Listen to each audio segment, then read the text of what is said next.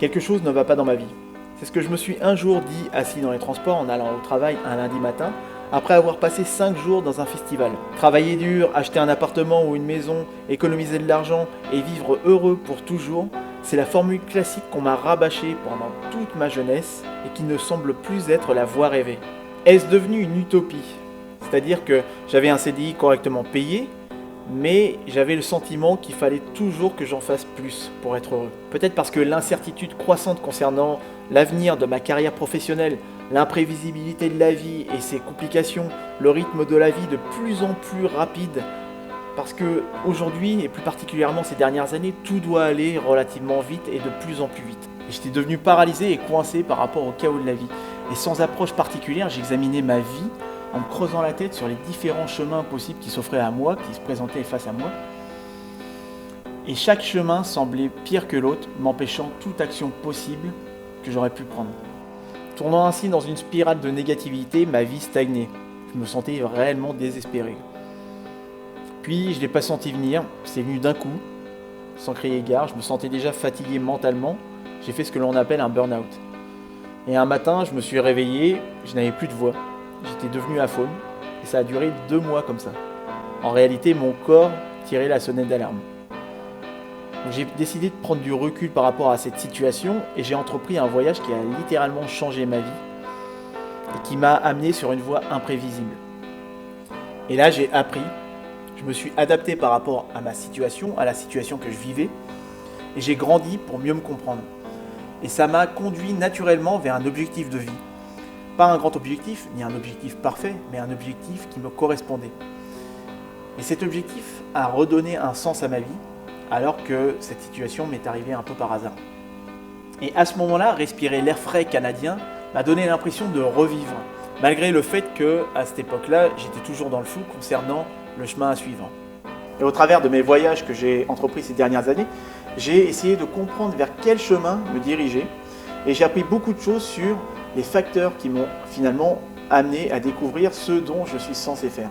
Puis je me suis retrouvé en plein changement de vie majeur, passant d'une carrière de consultant RH à auteur, conférencier, formateur et coach en reconversion professionnelle, bien que je ne sois pas sûr de faire ça dans 10 ou 15 ans, parce que maintenant j'estime avoir trouvé ma voie et je suis beaucoup plus ouvert aux nouvelles possibilités et opportunités qui se présentent à moi. Donc je vous partage 3 leçons que j'ai apprises sur la façon de trouver sa voie et de vous orienter dans la bonne direction dans la vie.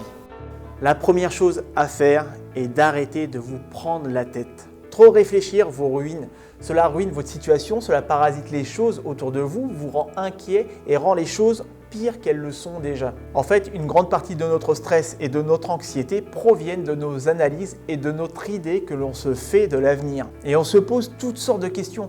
Je me rappelle d'innombrables nuits éveillées me triturant l'esprit en m'imaginant toutes sortes de scénarios. Et j'ai tellement essayé de comprendre où est-ce que je finirais que bien souvent je me sentais vaincu avant même de commencer quoi que ce soit. Et toutes ces hypothèses ne m'ont amené nulle part, excepté peut-être perdre du temps dans des réflexions sans réponse. La réalité est que peu importe votre façon de prévoir les choses, aussi intelligente soit-elle, vous ne pouvez pas prédire l'avenir. Les choses évoluent si vite et nous sommes tous interconnectés qu'il est impossible de prédire où vous vous retrouverez dans 5 ans. Vous ne savez pas et ce n'est pas nécessairement une mauvaise chose car il ne convient pas de baser ses choix sur une prévision qui est susceptible de ne pas être juste. Vous devez faire un choix sur ce qui est vraiment important pour vous ici et maintenant et pas demain. En reconnaissant et en acceptant la nature imprévisible de la vie, on peut s'empêcher de se prendre la tête et de faire des analyses et commencer à vivre plus dans le moment présent. Et cela, ça permet de s'ouvrir à la hauteur des possibilités actuelles. Suivez votre intuition. J'avais pour habitude de me dire, si seulement je pouvais en savoir un peu plus sur mon avenir, je serais en mesure de prendre une meilleure décision concernant la direction à prendre dans ma vie. Et comme je me suis creusé la tête si profondément pour essayer d'obtenir plus d'informations, le trou est devenu si profond que je me suis retrouvé enterré, confus et accablé avec tellement d'informations, parfois contradictoires, je ne savais pas quoi en faire. Ensuite, j'ai lâché prise. J'ai lâché prise sur toutes ces réflexions et j'ai commencé à suivre mon instinct. J'ai créé ma propre chance, j'ai fait un pas après l'autre en utilisant la méthode des petits pas et en avançant sans savoir vers quoi. Je suis tombé et plusieurs fois, mais je me suis toujours relevé. Et j'ai fini par prendre une direction différente de celle que j'avais imaginée. Et comme on dit, la première étape est la plus difficile, mais j'ai finalement trouvé mon chemin. non pas grâce à un point sur ma carte qui m'aurait montré la voie à suivre, mais parce que je commençais à faire confiance à mon intuition et à cette petite voix intérieure. Bien sûr, ce n'est pas la voix de la raison et parfois elle avait tout faux, mais au moins j'agissais de mon mieux et j'apprenais plutôt que d'être assis à attendre que ma vie soit servie sur un plateau. Et j'ajouterai un troisième point, c'est de croire en vous, car des oiseaux de mauvais augure qui vous dissuaderont de vous lancer dans votre démarche, de changer de vie ou de réaliser un rêve, il y en aura beaucoup. Et c'est ce qui m'est arrivé. Au lieu de m'encourager et de me pousser dans le bon sens, certaines personnes de mon entourage ont tenu des discours comme si je perdais la raison. Et en me disant « Ouais, mais c'est risqué, hein !»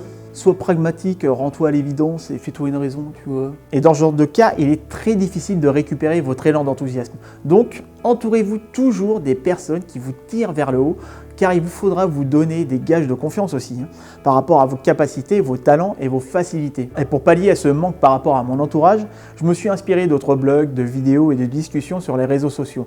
Et il y en a beaucoup, et ce n'est pas difficile à trouver. Et vous trouverez l'entrain nécessaire pour persévérer. Bien que je sache que certains peuvent passer toute une vie pour trouver la bonne direction, trouver leur voie, il n'y a cependant qu'un seul sens dans lequel nous sommes tous censés aller, c'est vers l'avant. Allez de l'avant pas après pas et mettez de côté vos prises de tête. Faites-vous confiance et réalisez que tout ce dont vous avez besoin se situe déjà au plus profond de vous.